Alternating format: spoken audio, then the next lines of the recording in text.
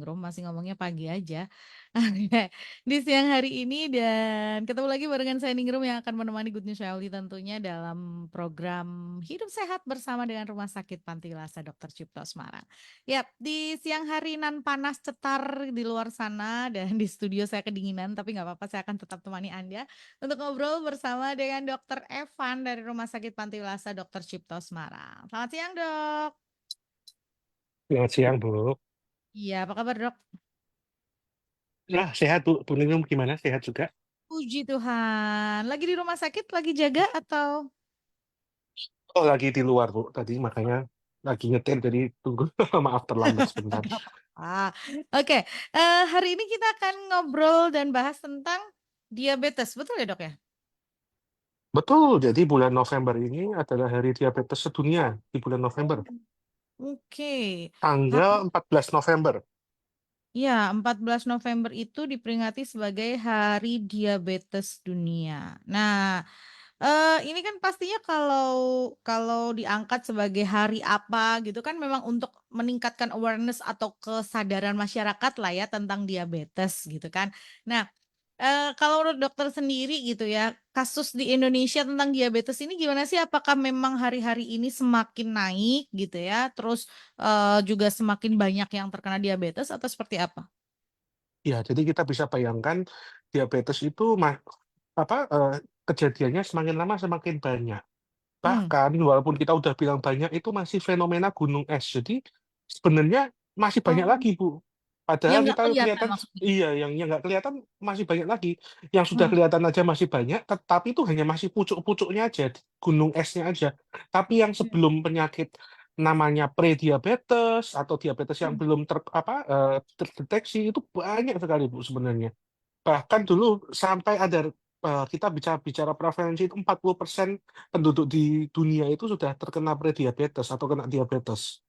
Mmm, jadi, yang tertangani dalam artian ya, orang yang udah tahu bahwa dirinya tuh diabetes, satu, terus yang Iya, kedua yang udah rajin kontrol, dua, yang ketiga yang udah rajin minum obat gitu, itu hanya sebagian kecil, padahal itu angkanya sudah gede, gitu ya, Dok, ya? iya betul. Dan Mhm. Indonesia pada tahun 2021 itu peringkat kelima dengan jumlah diabetes yang terbanyak, Wow wow wow, peringkat sekitar kelima. 20 juta penderita tuh, Bu. 20 juta, berarti 10% sendiri ambilan ya. Oke, nah Jumlah sekarang penduduk kita kan heeh. hampir 280 atau 200 berapa ini, kalau sudah 20 juta kan berarti hampir 10% ya, 7%-an sendiri sudah terkena penyakit diabetes. Yes. Nah, ini apalagi kalau ngomongin diabetes itu kan sesuatu yang tadi kan ini kayak pucuk gunung es, bawahnya masih gede banget. Karena memang kalau nggak menimbulkan gejala, kalau nggak menimbulkan tanda-tanda, orang nggak aware bahwa dirinya itu terkena diabetes. Padahal diabetes itu kalau udah bergejala, artinya itu sudah komplikasi. Waktu itu Dokter Evan pernah cerita seperti itu. Betul. Iya, Nah, betul sekali. mm, mm. Kalau Sekarang dok, mungkin misalnya, dokter Evan mm, cerita dulu deh. Ini kalau yang kategori diabetes, tadi kan ada prediabetes dan lain sebagainya. Itu gimana sih biar masyarakat oke, bisa paham? jadi kita sebut dulu nama penyakitnya diabetes itu apa sih. Jadi kadang-kadang Mm, mungkin masih ada yang belum paham ya namanya diabetes itu apa. Jadi mm, memang diabetes itu berhubungan dengan kadar gula darah. Jadi oke. kadar gula darah kita yang di bawah atau maaf di atas nilai normal.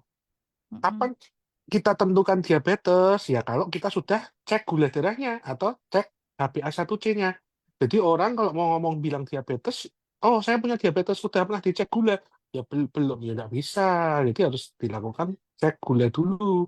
mm, Jadi kita harus tahu kadar gulanya berapa atau kita bisa cek juga namanya HbA1c, kadar HbA1c-nya berapa. Jadi mm, ketika sudah kita cek kadar gula, kita bicara kalau ini kita kapan sih disebut kriteria diagnosa untuk diabetes.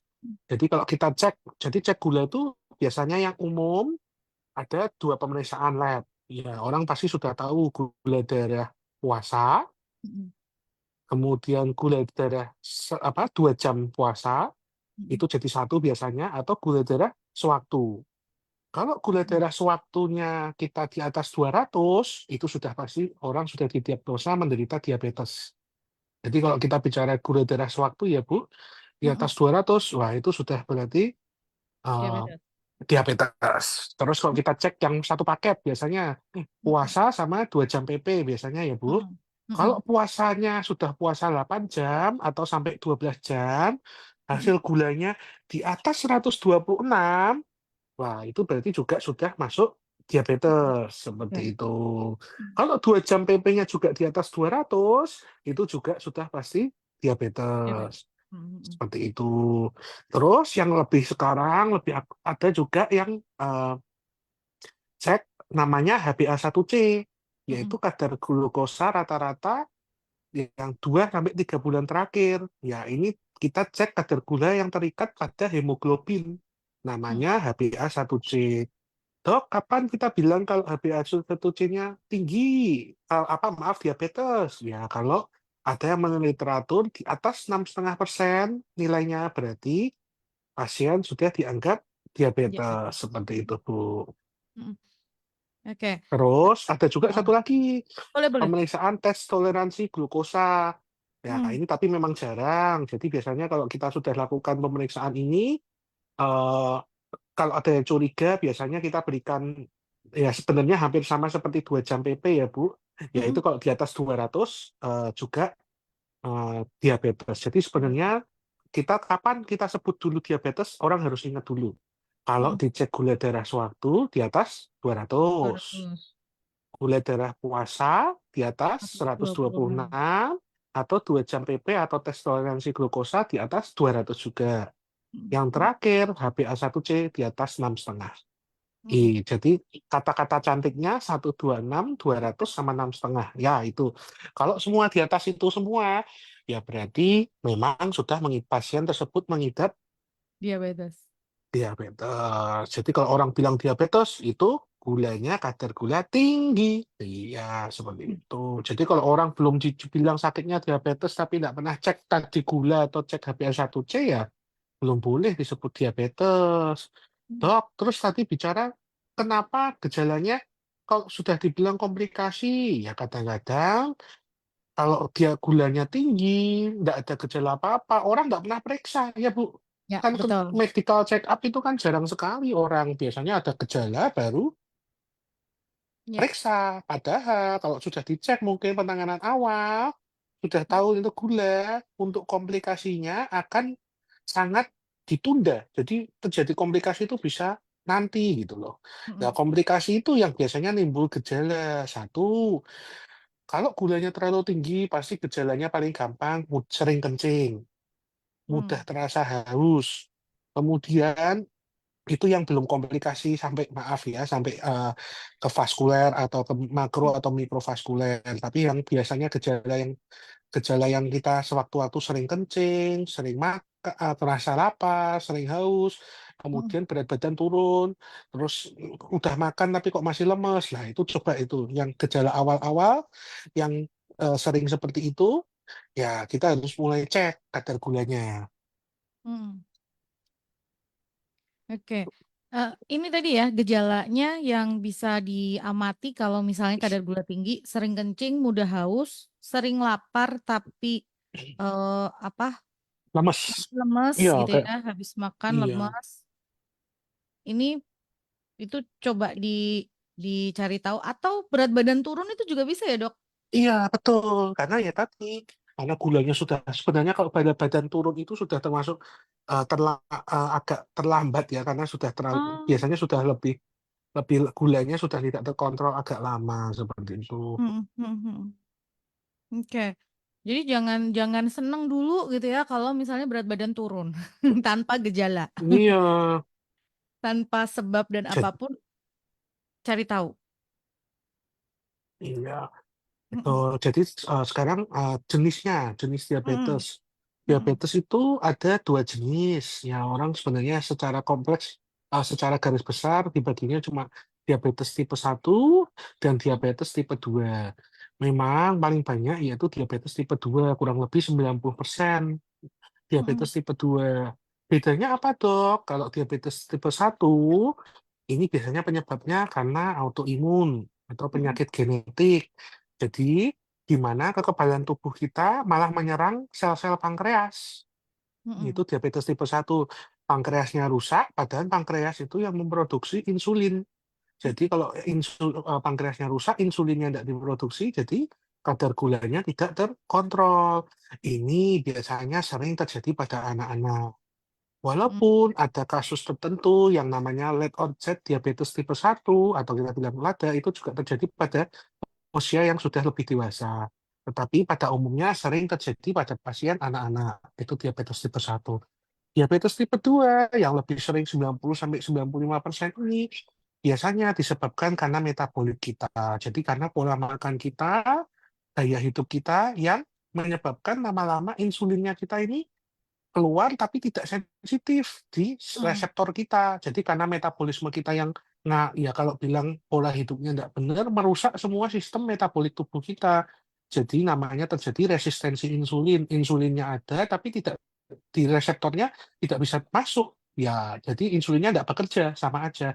Yang kelama-lamaan, komplikasinya, pankreasnya juga loh. Gulanya kok tinggi, overuse, kebanyakan mengeluarkan insulin, lama-lama kecapean, jadi nggak bisa ngasilin insulin. Jadi Hmm. lingkaran setan. Nah, ini yang biasa kita sebut diabetes tipe 2. Walaupun ada kasus-kasus tertentu, diabetes tipe 2 juga terjadi pada anak-anak juga. Hmm.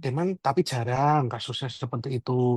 Tapi diabetes tipe 2 itu pasti berhubungan dengan pola hidup kita, pola makan, gaya hidup yang menyebabkan ya tadinya tadi kerusakan dari insulin, resistensi, dan akhirnya penurunan fungsi pankreas. Seperti itu. Hmm. Selain diabetes tipe 1 2, ada juga kita bilang diabetes pada kehamilan. Diabetes pada kehamilan, jadi pada ibu hamil, kadang-kadang kita, maaf, untuk mengejar berat badan anaknya, disuruh makan yang Gula. banyak, makan manis, makan es krim. Tapi kadang-kadang hormon pada masa kehamilan ini sangat sensitif perubahan hormonnya terhadap pengaturan kadar gula. Jadi gulanya malah tinggi. Jadi kadang-kadang ada orang yang hamil jadi malah terkena diabetes itu karena pengaruh pada fisiologi kehamilan. Jadi kalau memang pada kehamilan kita kejar suruh banyak makan es krim untuk ngejar berat badan juga harus dipantau kadar gulanya seperti itu. Oke. Ini menarik ya Gunung Shelia tentang diabetes gitu karena kita tanggal 14 November itu diperingati sebagai Hari Diabetes Sedunia. Tadi sudah dijelaskan oleh Dokter Evan, diabetes itu apa, masuknya bagaimana, cara diketahuinya bagaimana, terus jenis diabetesnya seperti apa gitu ya. Tanda-tanda gejalanya tadi juga sudah dikasih tahu gitu ya, sering kencing, mudah haus, sering lapar, habis makan malah justru lemes gitu ya, BB turun dan lain sebagainya. Nah, Dok, tadi kan Dokter Evan sempat menyebut prediabetes betul ya? Betul. Itu Ya, apa, Dok?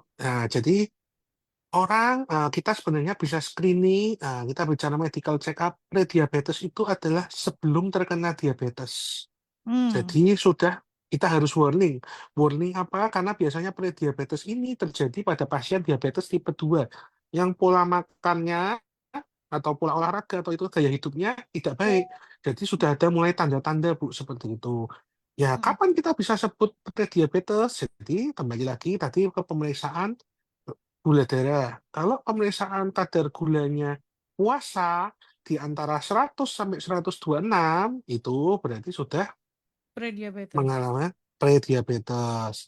Hmm. Atau kalau misalnya kita bicara HbA1c-nya antara 5,7 sampai 6,4, ya itu juga sudah masuk prediabetes.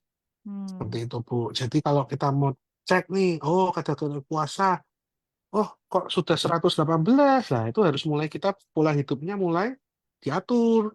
Hmm. Karena untuk pengobatan diabetes yang pasti diutamakan yang pertama adalah perubahan pola hidup seperti itu. Hmm. Nanti kita bicara ya untuk mengenai terapi seperti itu. Jadi betul eh, kita sudah tahu kalau ada prediabetes, kalau kita sudah cek gulanya darah puasa antara 100 sampai 126, kemudian cek HbA1c-nya di atas 5,7 sampai 6,4, mulai ada perubahan pola hidup, Bu. Seperti itu. Oke.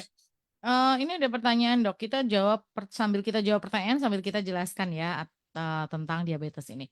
Siang, Dok. apakah diabetes bisa terkontrol tanpa obat? Atau memang seumur hidup harus menggunakan obat? Terima kasih. Jadi betul, kita pengobatan, nanti kita bicara pengobatan, yang satu adalah yang dilakukan adalah perubahan pola hidup ya Bu. Hmm. Jadi kalau kita sudah terkonfirmasi terjadi diabetes, yang pertama harus diubah adalah perubahan pola hidup. Kalau ini kita bicara diabetes tipe 2 ya Bu, bukan karena kerusakan autoimun. Jadi kalau Hmm. diabetes tipe 2 karena pola hidup kita, jadi harus mengubah pola hidupnya. Kalau pola hidupnya kita bisa diubah baik, kita kontrol baik, ya tanpa obat bisa. Tetapi kalau sudah kita atur pola hidupnya, memang sudah terjadinya komplikasi atau memang sudah terjadinya kerusakan pankreas, mau nggak mau obat itu sudah sebagai kayak kita beli bensin, Bu. Kalau ada Hmm. obat, ada mesin bisa jalan. Nah, kalau nggak ada obat, ya berarti nggak bisa jalan seperti itu. Jadi Hmm. memang harus umur hidup. Jadi kita kasus itu tidak bisa disamakan antara satu pasien atau dua pasien yang lain. Tergantung sudah seberapa terjadi kerusakan atau komplikasi diabetes tersebut. Kalau Hmm. pasien diabetes tipe 1 pasti harus minum obat seumur hidup. Kalau Hmm. diabetes 2 tadi, kalau sudah dilakukan perubahan pola hidup, target gulanya tercapai, pola hidupnya baik, gulanya baik, sebelum sampai terjadi komplikasi, nggak perlu minum obat bisa. Tapi kalau sudah harus minum obat, sudah terjadi penurunan fungsi penghasilan pankreas, ya mau nggak mau kita harus tetap minum obat. Dan efek obat itu ada efeknya, durasinya. Kalau durasinya udah habis, pasti nanti harus perlu obat Negatif. lagi. Seperti kita Hmm. nyetir naik mobil, ya istilahnya bahan bakarnya perlu seperti itu. Hmm. Oke. Jadi obat itu hanya untuk mengendalikan gitu ya dok ya? Betul, pertanyaannya betul. Kalau obat itu untuk mengendalikan gula darah, karena kita kalau diabetes yang kita eh, pantau adalah gula darahnya. Kalau Hmm. memang kita bilang tadi prediabetes, masih pre, itu biasanya dengan perubahan pola hidup bisa sampai tertunda tidak terjadi diabetes. Dan Hmm. bahkan misalnya bisa baik, misalnya penurunan berat badan, makannya nggak kurangin yang karbohidrat tinggi, terus Hmm. banyak tinggi serat, nah, seperti itu pola hidupnya baik, biasanya kadar gulanya juga mulai baik. Lah itu mungkin tidak perlu obat, tapi kalau sudah maaf, gulanya sudah 400, 300, mau di perubahan pola hidup, biasanya tetap tidak susah sekali. Jadi perlu juga dengan obat-obatan, karena obat-obatan gula itu ada insulin, ada yang tanpa insulin, itu juga terpengaruh dari kondisi keparahan seseorang. Kalau benar-benar pankreasnya sudah tidak bisa ngasilin insulin, ya mau nggak mau disuntik insulin, seperti itu, Bu. Hmm. Hmm. Hmm. Makanya ada kadang di mana HbA1c-nya di atas 9 atau di atas 12 itu memang sudah terapinya harus insulin. Nggak Hmm. bisa lagi karena kadar gulanya sudah terlalu tinggi. Jadi Hmm. menjawab pertanyaan tadi, dok bisa nggak lepas obat? Tergantung dari kondisi seseorang, ya. Jadi tidak bisa kita Hmm. samakan. Kalau kondisi seseorang itu memang kadar gulanya tinggi dan Hmm. harus minum obat terus, ya mau nggak mau harus minum obat seumur hidup. Karena kalau kita tidak minum obat, ya sudah, kan sudah terjadi komplikasi di pankreasnya kita sudah tidak bisa menghasilkan insulin seperti itu. Ini ada pertanyaan lagi nih. Ini tapi mungkin Dokter Evan akan jelaskan dengan lebih detail. Tadi sepintas sudah dibahas sih. Selamat siang dok. Apakah diabetes bisa dicegah? Bagaimana cara mencegah agar kita tidak terkena diabetes? Sebelum kita masuk ke pencegahan, kita bicara Hmm. dulu faktor resiko. Ya, Oh ini iya kan betul. faktor resikonya betul. Jadi kita tadi ada diabetes tipe 1. Mm-mm. Diabetes tipe 1 itu biasanya pengaruhnya sama genetik ya, karena ada itu autoimun. Ya, Mm-mm. itu memang kalau memang ada keluarga yang riwayat seperti itu, ya kita harus sering medical check up. Mm-mm. Karena kalau kita tidak tahu, maaf, kadang-kadang ada anak yang datang dengan kadar gulanya terlalu tinggi, ternyata Mm-mm. mengidap namanya diabetes tipe 1 seperti itu. Mm-mm. Ya. Kemudian, Mm-mm. kalau kita bicara diabetes tipe 2 tadi pola hidup. Nah, dok, ini bisa nggak kita cegah? Jawabannya ya, satu, pola hidup kita harus baik. Satu, aktivitasnya atau sering olahraga. Kemudian, kalau misalnya beratnya obesitas harus dikurangi. Kemudian ada riwayat seperti sindrom metabolik itu semua harus diobatin semua. Sindrom metabolik seperti kolesterol tinggi, hipertensi. Nah, itu semua harus diobatin, Bu. Jadi yang jelas cara mencegahnya apa? Yaitu mengatur pola hidup yang sehat. Seperti Hmm. tidak merokok, itu juga merokok itu kan meningkatkan radikal bebas. Radikal bebas itu yang nanti akan merusak insulin juga. Produksi insulinnya jadi menurun. Seperti itu. Oh, oke. Ini ya, jadi pola hidup sehat, olahraga, kalau BB-nya atau berat badan berlebihan diturunkan gitu kan. Terus sindrom metabolik tadi hipertensi, kolesterol dan lain sebagainya diobatin. Lalu juga kalau misalnya ada merokok, radikal bebas dikurangin. Stop merokok. Itu Gus Syawali. Ini kan dulu gitu ya dok, saya itu ya waktu saya masih kecil, sekarang nggak kecil sih. Kita berpikirnya orang yang terkena diabetes adalah usia-usia yang sudah lanjut gitu kan. Satu. Terus kedua, waktu itu berpikirnya kalau orang terkena diabetes itu kan apa sih, dalam artian usianya sudah mungkin di atas 50 gitu-gitu lah ya, sudah ya bukan usia produktif misalnya seperti itu. Terus kemudian terkena diabetes dan lain sebagainya. Nah, apakah terus juga dua, kalau katanya kan gini, kalau ibunya terkena diabetes, terus anaknya itu juga berpotensi terkena diabetes. Nah, dua macam ini apakah betul seperti itu? Kalau kondisinya sekarang seperti apa sih, Dok? Oke, jadi kalau bicara ibunya, apakah ibunya saat mengandung atau hanya masalah genetik? Jadi berbeda ya, Bu. Kalau memang Mm-mm. diabetes gestasional, anaknya betul sekali resiko lebih langsung terjadi namanya bayi lahir, maaf, besar, gitu, Bu. Nah, Hmm, itu biasanya kadar gulanya bisa tinggi. tiba tinggi atau tiba-tiba rendah. Itu yang perlu kita cek sekali, Bu. Biasanya bayi diabetes gestasional itu beratnya bisa sampai 4 kilo, Ya, di ya, atas ya. 4 kilo, Bu. Nah, itu Hmm, kita harus cek kadar gulanya. Karena bisa sangat mungkin terjadinya diabetes, Bu.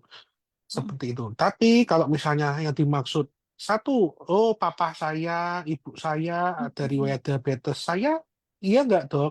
Betul hmm. sekali. Jadi walaupun bukan karena autoimun, genetik diabetes itu diturunkan.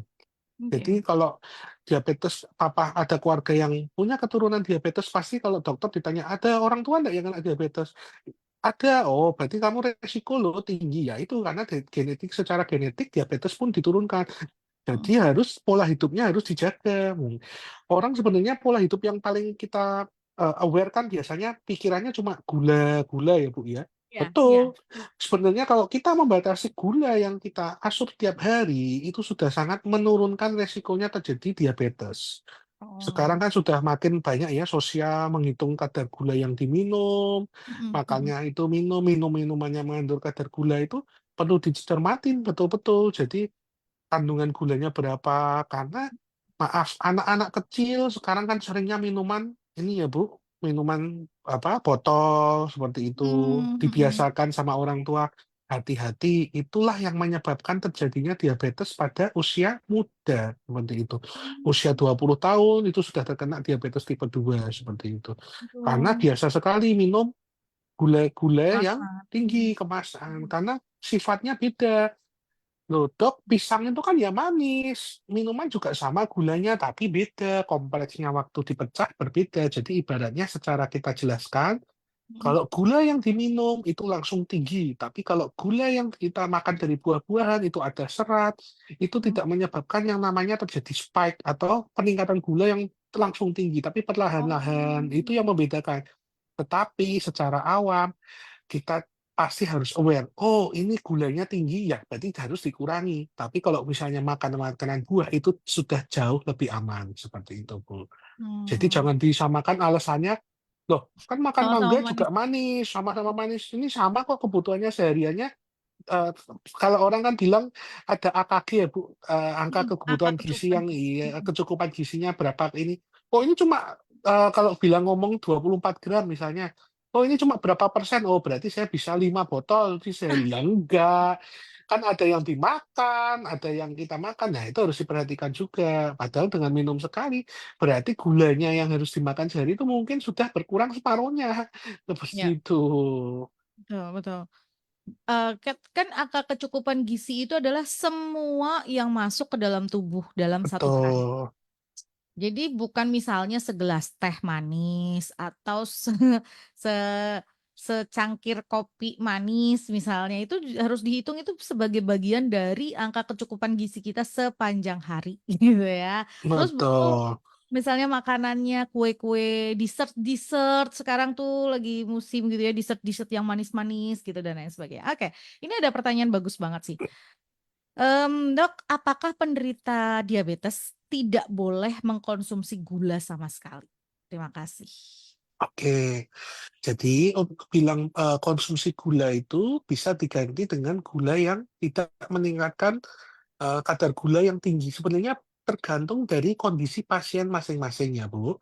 Kalau gulanya dengan asupan gula makan dikit aja, maksudnya teh manis gulanya masih 300-an, ya berarti sudah nggak boleh teh manis seperti itu. Hmm. Gulanya harus diganti gula yang tidak meningkatkan kadar gula. Kan ada banyak sekarang, makanya ada pemanis yang untuk mengganti gula itu diberikan boleh Bu seperti itu Hmm. seperti stevia Oh. atau ya itu kan sebenarnya pengganti gula yang sehat itu aman Hmm. seperti itu cuman ya tadi apakah berarti benar-benar sama nggak boleh sama gula makannya maksudnya nasinya Hmm. lah Hmm. makan nasi itu kan juga gula. Ya, Dan betul. orang mikirnya gula itu jangan hanya bentuk gula pasir. Hmm. Salah. Jadi semua gula itu yang karbohidrat itu juga terdapat di nasi putih, mie. Lah itu juga sebetulnya kita sebutnya gula karena ada kandungan gulanya. Itu Hmm. orang yang nggak dipikirkan sampai sana. Jadi Hmm. mikirnya, oh aku biasanya kan makan teh manis, berarti teh manisnya nggak usah, tapi nasi putihnya masih banyak.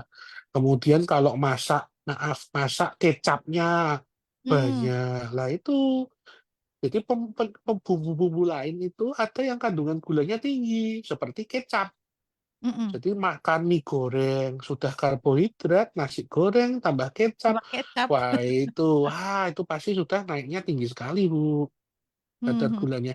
Jadi secara mudah Dok, kalau kita sudah terkena diabetes, apa sih yang harus dilakukan? Nah, pertanyaannya sebenarnya itu. Ya, betul. Satu, batasi asupan gula. Asupan gula harus belajar dari mana saja. Misalnya nasi putih, nah itu harus dibatasi. Berarti nasinya dikurangi atau diganti karbohidrat yang lebih kompleks. Yang jadi seperti beras merah, yang indeks glikemiknya lebih baik. Jadi tadi seperti saya perumpamaannya, minum botol 14 gram sama, pisang juga 14 gram, tapi berdasarkan gula darah, beda naiknya. Ya ini sama, nanti kita harus bicara mengenai indeks glikemik, Bu. Nanti kita Hmm. jelaskan ya, indeks glikemik itu apa. Jadi istilahnya, kalau tadi kita sudah terkena diabetes, ya berarti harus kita pantau gulanya sehari-hari. Musuhnya cuma gula, Bu. Ya, Ya,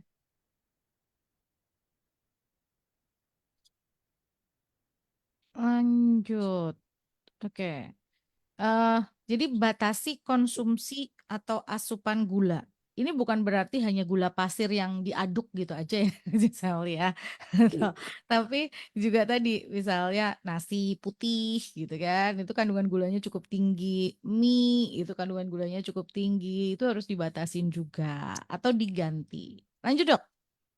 oke, sekarang tadi kan sudah tahu ya. Jadi sekarang Mm-mm. kita harus cek namanya indeks glikemik. Nah, kalau kita sudah sebentar, sebelumnya kita bahas dulu mengenai gejala dulu ya, Bu. Tadi kan kita Oh boleh boleh. bicara gejala yang ringan-ringannya ya.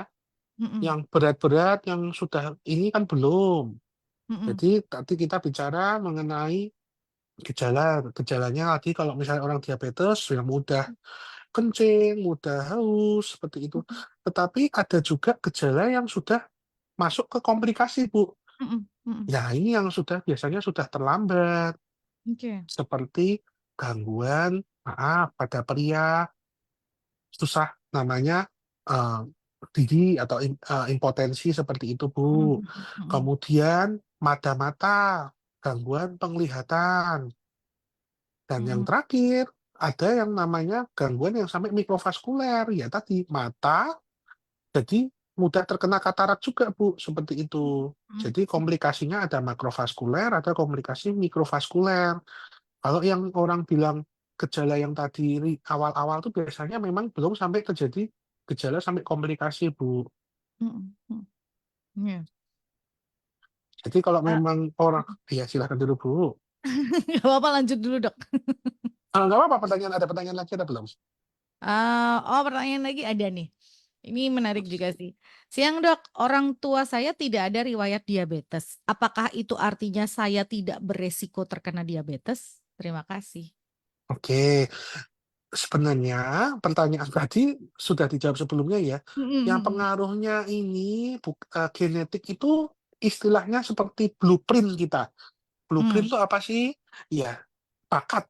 Nah, orang mm, bakat berarti kalau sudah ada bakatnya diabetes dikasih pola hidup yang diabetes ya pasti jadi diabetes. mm, Tetapi ada blueprint yang tidak diabetes, tapi tiap hari pola hidupnya cenderung untuk menjadikan diabetes, ya lama kelamaan tetap akan terjadi diabetes. Seperti itu jawabannya. Jadi kalau misalnya orang tua tidak ada itu, resikonya lebih rendah daripada keluarga yang memiliki riwayat diabetes. Tetapi masih sangat mungkin. mm. Seperti itu, Bu. Oke. Jadi jangan terus kemudian jor-joran ya, gitu kan. Karena kan kita tadi tahu kan konsumsi makanannya kita abai, jor-joran, nggak olahraga, terus berat badan tinggi juga diabaikan. Udah gitu tambahin lagi faktornya merokok lah dan lain sebagainya. Tetap aja bisa gitu kan. Bisa jadi juga seperti itu. Nah, kalau memang sudah positif diabetes, Dok, gitu ya, atau kok positif sih? Ya udah angkanya udah angka laboratnya hasil pemeriksaan darahnya sudah diabetes. Apa sih yang harus dilakukan selain tadi perubahan pola hidup? Kadang-kadang orang itu kan kayak yang gini, alah wong saya tuh nggak merasa apa-apa gitu, misalnya seperti itu. Kemudian merasa abai terus karena tadi minum obat, masa harus minum obat terus gitu ya? Atau masa saya harus suntik insulin terus dan lain sebagainya? Apa sih sebetulnya yang harus dilakukan? Ya, sebenarnya yang harus dilakukan orang untuk gula darah yang diabetes, ya fokusnya hanya untuk satu, kendalikan kadar gula darahnya, Bu.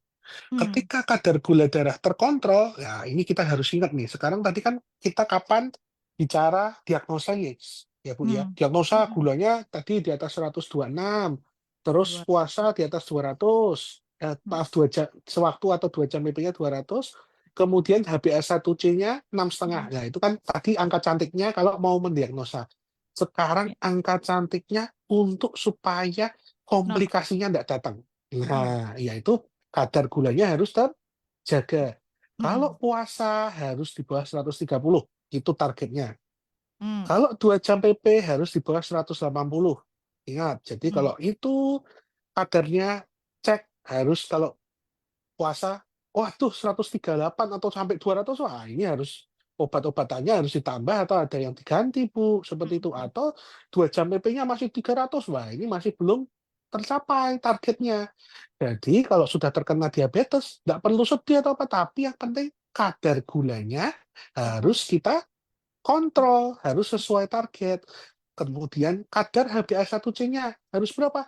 Cukup di bawah 7, itu sudah baik. Jadi kalau hmm, sudah punya gula, sudah targetnya apa? Di bawah 7 HbA1c-nya. Nggak perlu sampai 5 atau 6,5, itu lebih baik, tapi ya targetnya di bawah 7 itu sudah sangat baik. hmm, Kemudian kadar gulanya puasa di bawah 130, wah itu sudah bagus seperti itu. 2 jam hmm, PP di bawah 180. Angka cantiknya itu 7, 130, 180. hmm, hmm, Targetnya itu ya Bu. Jadi kalau sudah punya gula, yang kita cari apa? Kontrol gula darah. Gula darahnya harus baik. Kalau misalnya dapat kesempatan pemeriksaan HbA1c, wah masih 8,5, wah itu masih kadar gulanya nggak baik. Seperti itu. Kemudian cek puasa masih 150, wah itu masih hmm, belum terkontrol. Tapi kalau sudah 100, di bawah 100, 110, wah itu sudah bagus. Seperti itu, hmm. Bu. Oke, jadi Karena kalau kadar targetnya gulanya kontrol. tinggi, ya Bu, kontrol kadar gula darah. Nah, Oke, nanti kita setelah bicara kontrol, loh, Dok, hmm, kalau memang nggak terkontrol, apa sih? Nah, ini kita bicara komplikasinya. ya, Komplikasi ada yang akut, ada yang kronis. Yang kronis yang bisa menyerang makrovaskuler. Makrovaskuler itu apa sih? Pembuluh darah besar. Mikrovaskuler apa? Pembuluh darah kecil. Ya tadi, kalau makrovaskuler bisa pembuluh darah yang besar, bisa terjadi namanya penyumbatan, ya penyumbatan bisa di otak, bisa di jantung, kemudian kalau yang kecil bisa di mata, di ginjal, seperti itu, Bu. Jadi Mm, komplikasinya apa? Orang yang kena diabetes pasti mudah terjadi namanya serangan jantung atau stroke. mm, Lama-lamaan juga akan terjadi namanya gagal ginjal. Wah, itu yang sudah. mm, Kemudian adanya terjadi retinopati diabetes. Jadi retinanya mengalami kerusakan akibat pembuluh darahnya kecil pada mata, terjadi inflamasi terus, Bu. mm, Kemudian saraf-sarafnya kena. Kemudian kita bicara tadi pada pria terjadi disfungsi ereksi. Nah, itu komplikasi-komplikasinya kalau kadar gula kita cukup tidak tinggi. terkontrol. Kelama-lamaan bisa terjadi semua itu. Terus kalau kadar gulanya sudah tidak terkontrol, tinggi, bisa terjadinya komplikasi akut, Bu. Nah, komplikasi akut tuh sampai kadarnya tinggi sekali, sampai nggak kebaca mesin. Wah, itu bisa terjadi komplikasi namanya ketoacidosis diabetes atau hiperosmolar ketotik, Bu. Jadi kata itu bisa kesadarannya menurun, bisa Mm, sesek berat. Lah, itu kalau gulanya sampai benar-benar tidak terkontrol, Bu. Nah, itu bahayanya orang pada diabetes. Makanya kalau sudah terjadi diabetes, yang penting apa sih? Satu, kadar gula darah harus so- dikontrol. Caranya gimana? Harus tadi sesuai target. Supaya tidak ada komplikasi-komplikasi yang terjadi. Seperti itu, Bu. Oke. Em, Lanjutannya ini ya, mengontrol gula darah. Tadi kan kita ngomongin tentang nggak konsumsi atau batasi gula dan lain sebagainya. Tadi Dokter Evan mau menjelaskan tentang indeks glikemik. Ini Oke, jadi dietnya gimana sih dok? Gitu. Ya, jadi kan caranya tadi, Dok, betul kadar gulanya baik. Sekarang kan tadi penting nih pola hidup, makannya gimana ya, Dok? Hmm. Jadi makan kita harus bantu, memang kita harus banyak bertanya pada internet ya. Cari nih makanan apa yang indeks glikemiknya rendah, Bu. Jadi kalau indeks glikemik itu pengaruhnya kalau tinggi berarti kadar gulanya cepat sekali terjadi spike atau peningkatan. Jadi ya kayak tadi minuman yang mengandung gula, jadi kadar-kadarnya minumannya tertulis 24 gula, 24 gram, itu langsung kita minum, langsung kadar gulanya dari 150 jadi 200 atau 300. Tapi kalau kadar indeks glikemiknya rendah, dia naiknya perlahan-lahan. Jadi madu sama gula pasir itu sama-sama manis nggak, Bu? Mas sama manis. Ya, tapi pada kadar gula darah itu berbeda. Madu naiknya perlahan-lahan, gula Itu pasir naiknya cepat sekali. Sama orang bilang nasi beras merah sama beras beras putih. putih. Mm-mm. Iya, kadar gulanya sama-sama naik, tetapi lebih lama yang beras merah karena indeks glikemiknya lebih rendah seperti itu. Jadi Oke. kita cari yang indeks glikemiknya rendah seperti itu, Bu. Nah, ini tipsnya dari Dokter Evan adalah kalau Anda memang penderita diabetes, cari bahan makanan atau sumber makanan itu yang indeks glikemiknya rendah.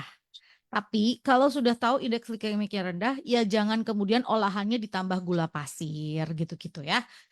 Iya. Kadang kan orang kelirunya begitu, Dok. Bahannya asli itu indeks glikemiknya udah rendah, tapi kitanya kitanya keliru dalam mengolahnya itu juga bisa berpengaruh kan, Dok? Oh, betul sekali. Mengolahan sangat pengaruh, Bu. Mm-mm, mm-mm. Apalagi tadi mengolah dengan tambah bumbu-bumbu penyedap seperti Yes. kecap. Wah, Nah, itu. itu sudah, Bu. Kita nggak pakai gula, tapi pakainya kecap ya, Nah, sama sama aja. aja. Dan satu lagi, saus sambal, saus Oh iya, tomat. betul, betul. Itu hati-hati, kadar gulanya tinggi. Yes, Makanya memang betul. perlu makanya kayak maaf kita nyebut merek ya, ada merek yang Mhm. anti gula itu kan buat semua, sampai Iya, kecapnya, sampai saus sausnya. sambalnya. Karena orang masih belum berpikir gulanya itu ya cuma gula pasir. Iya. Musuhnya padahal tidak hanya gula pasir. Semua yang mengandung kadang gula atau karbohidrat yang tinggi, ya Mm. itu pasti meningkatkan kadar gula darah, Bu. Seperti itu. Nah, ini jelas banget ya yang diterangkan oleh Dokter Evan hari ini bagaimana kita tahu kalau diabetes itu seperti apa. Jangan ya mungkin beberapa orang takut terus, tapi takutnya itu harus kemudian kita cegah gitu ya. Takutnya itu kemudian kita ganti dengan lifestyle yang hidup yang sehat gitu kan. Bukan terus takut, aku takut jadi aku nggak mau periksa. Itu yang keliru ya dok ya. Betul. Ketika tadi kita misalnya bicara prediabetes, ada Hmm, penelitiannya dengan penata lebih lanjut, dia hmm. bisa mencegah terjadinya diabetes bisa menunda sampai 10 sampai 15 tahun, Bu. Tuh Jadi kan. kalau orang yang sudah terkena prediabetes kita obati, bisa tidak terkena diabetes sampai 10 sampai 15 tahun. Nah, kalau misalnya nggak diobatin, bisa 5 tahun sudah terjadi komplikasi, Bu, seperti itu. Ya, jadi kalau ini cara gampangnya biar tahu ya general check up aja gitu ya, medical check up, dicari tahu semuanya sehingga kita tahu kondisi tubuh kita seperti apa. Betul ya, Dok ya? Betul. Mm. Kalau medical check up itu disarankan berapa berapa lama sih, Dok? Maksudnya Nah, medical check up berapa? itu Hmm.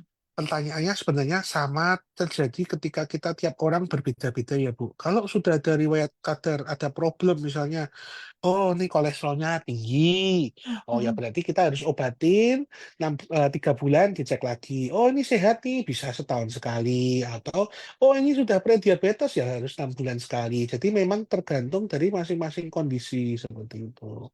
Oke, jadi setiap orang berbeda, tapi paling tidak kalau Anda belum pernah medical check up, sekali aja medical check up, cari tahu keseluruhannya, gitu ya. Kondisi tubuh Anda seperti Betul. apa, kondisinya. Karena kalau kita cuman ngomong aja, "Oh, kayaknya, tapi nggak ada nilai laboratoriumnya juga kita nggak bisa memastikan itu apa gitu ya, Dok ya."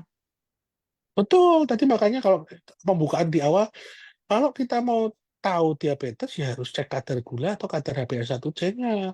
Jadi Ya. jangan cuma nanti dipikirnya maaf sering kencing. Aduh ini aku punya diabetes sih padahal terjadi infeksi saluran kencing seperti itu, Bu. Terus apa mudah makan, mudah haus, nggak dicek gulanya. Wah ini mah aku lagi kelaparan aja lagi ini. Lah kan nggak bisa gitu, Bu. Harus dicek gulanya ya, Bu. Biar tahu. Ya. Betul, harus dicek gulanya ya. Oke, terakhir Dok, pesan buat pendengar dong Dok sebelum kita akhiri Ya, program ini. ya, jadi pada tanggal 14 November eh, November ini ya Bu ya memperingati Hari Diabetes Sedunia. Pada siang ini kita belajar, oh diabetes itu penyakit akibat gula darah kita tidak terkontrol atau gula darahnya tinggi. Jadi yang pengaruh apa? 90% dipengaruhi akibat gaya hidup kita. Ya gaya hidup yang tinggi gula dan kurang aktivitas dan jadi meningkatkan berat badan seperti itu. Jadi karena pola hidup yang tidak sehat menimbulkan terjadinya resiko diabetes. Untuk mencegah terjadinya diabetes, kita perlu satu, pola hidup yang baik, dan dua, ya jaga makanan kita. Yang ketiga, memang harus namanya terjadi, kita harus mau nggak mau medical check up ya Bu. Ya. Kita cek orang tua kita ada riwayat gula, ya kita harus mungkin setahun sekali cek kadar gula kita. Selain cek kadar gula juga kita juga bisa lihat fungsi ginjal, fungsi liver lah itu yang bisa kita pantau juga. Jadi kalau kita sudah memang ada mengarah ke gula, kita cek gulanya. Kapan dibilang diabetes? Kalau tadi kita ingat, kalau di atas 200 untuk sewaktu dan 2 jam PP atau di atas 126 untuk puasa dan HbA1c di atas 6,5. Kalau sudah terjadi diabetes, yang penting apa? Tidak perlu berkecil hati, aduh harus minum obat selamanya. Bukan, yang penting adalah mau nggak mau kadar gulanya kita harus kita capai targetnya. Ingat angka cantiknya, kalau sudah puasa harus di bawah 130, 2 jam PP di bawah 180, HbA1c kurang dari 7. Tujuannya apa ya? Supaya tidak terjadi komplikasi. Karena orang dengan diabetes dengan kadar gula yang terkontrol itu seperti orang pada umumnya, Bu. Jadi komplikasi Hmm. tidak akan terjadi. Jadi bisa hidupnya pun masih life apa kemungkinan hidupnya masih bisa puluhan tahun seperti itu. Asalkan kadar gulanya kontrol. Jadi ingat, kalau punya diabetes jangan dimusuhi penyakitnya, tapi diatur gulanya. Seperti itu. Yes, keren. Kalau punya diabetes, jangan dimusuhi penyakitnya, tapi diatur kadar gulanya. Itu closing yang luar biasa sih. Buat Anda yang mungkin membutuhkan pemeriksaan, bisa datang langsung ke Rumah Sakit Panti Lasa Dr. Cipto Semarang, atau membutuhkan Ya, untuk medical check up di Rumah Sakit Panti bisa Lasa Dr. Cipto, ada betul. promo, ada paket-paketnya gitu Iya, ya? masih ada paket. Tinggal nanti tanya ke bisa lihat Instagram Panti Wiloso Dr. Cipto. Kalau ada konsultasi juga bisa melalui telemedicine ya, Bu. Di Oh gitu. 081 585 50 50 50. Ada dokter penyakit dalam, ada dokter semua dokter di Panti Wiloso Dr. Cipto. Kalau ada kebutuhan telemedicine Mm-mm. bisa melayani seperti itu.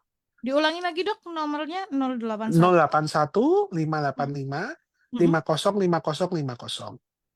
Oke, jadi silakan ini WhatsApp ya berarti ya? Iya, betul. Nanti hubungin di situ, nanti kita bisa janji temu dengan Mm. dokter spesialis atau dengan dokter umum bisa. Ya, jadi bisa tanya dulu di situ, terus bisa janji temunya dengan pemeriksaan medical check up di Rumah Sakit Panti Wiloso Dr. Cipto. Anda juga bisa langsung janjian untuk dibacakan hasilnya, dan dokter nanti akan Betul. menyarankan apa yang harus dilakukan, betul ya dok ya? Iya. Oke, dan buat Anda yang mungkin butuh informasinya bisa langsung ke Instagramnya Rumah Sakit Panti Lasa Dr. Cipto. Di situ ada begitu banyak informasi, bahkan sampai jadwal dokter spesialis juga ada. Buka aja @rs.pw Dr. Cipto. Kalau nggak salah ya, itu dibuka langsung di situ ya.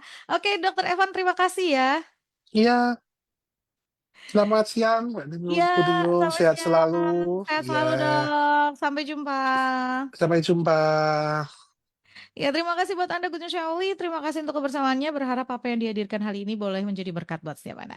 Sampai jumpa.